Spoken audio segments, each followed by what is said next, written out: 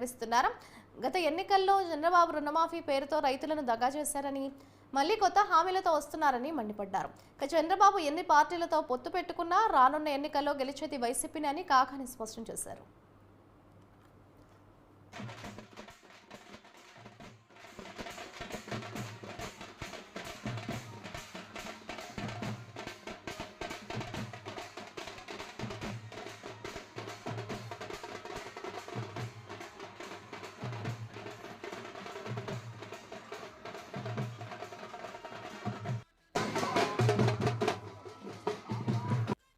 కావాలన్నా ఎన్నికలకు ముందు రకరకాలైనటువంటివన్నీ చెప్పి వాటిని ఇవ్వకుండా మోసం చేసేటువంటి చంద్రబాబు నాయుడు కావాలన్నా మనం తేల్చుకోవాల్సినటువంటి సమయం ఆసన్నమైంది అని చెప్పి మీ అందరికీ సందర్భంగా మనం చేస్తున్నాం.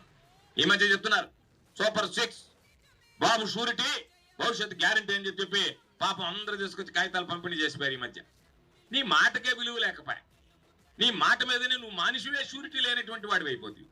నీ మాటకి ఏమి గ్యారంటీ ఉంది? ఎవరు నీ గ్యారంటీని వింటారు? ఎవరు నీ గ్యారెంటీని ఏమో ఓట్లేస్తారు?